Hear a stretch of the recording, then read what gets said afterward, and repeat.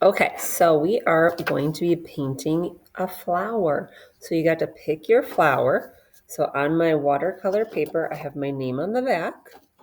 I sketched my flower very lightly. You can hardly see it from a little further away because I don't want to see the pencil lines when I start to paint. Okay, so I have my picture so I know the colors. You can just pull it up on your computer. I have a nice pointy brush. I have to have a paper towel. I should have my own. I need water. And this is liquid watercolor. So you have, it has a little letter on the cup telling you what color: red, orange, yellow, green, blue, magenta, purple, turquoise. Okay, so I'm gonna look at the colors I see. So I see orange around the edge. Okay, I'm going to get my brush wet, dry it on my paper towel. So I'm going to start with a little bit of orange. I'm going to do that after. Blot it a little bit on the paper towel. I do not want too much water on my painting. I'm going to go nice and neatly around. With watercolor, you can layer. So this is layer 1.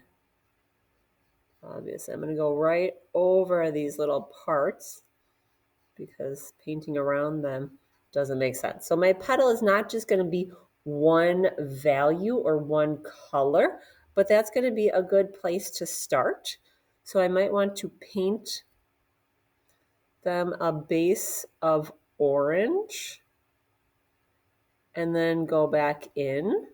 I can always, if it's too much, I can take a little paper towel and get some back off to lighten the color. That's a cool technique. And to make it darker, like where there might be a little highlight, I'm taking it off. But where it's darker, I'm going to try to use less water and then layer my colors. Oh, these are going to be so cool. So let me just start layering a little bit. I can always add a little extra water too, and then blot it back off. Just this paper is watercolor paper. I don't want to scrub it, of course. We never want to scrub as we're painting. I'm going to try to use a little yellow now for this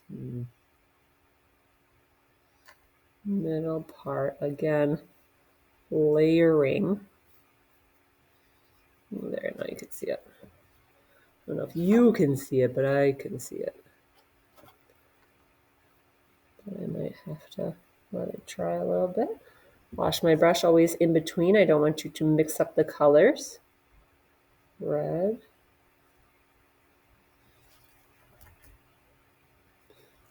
You just do not want too much water. Right around the edge. Oh, so fun.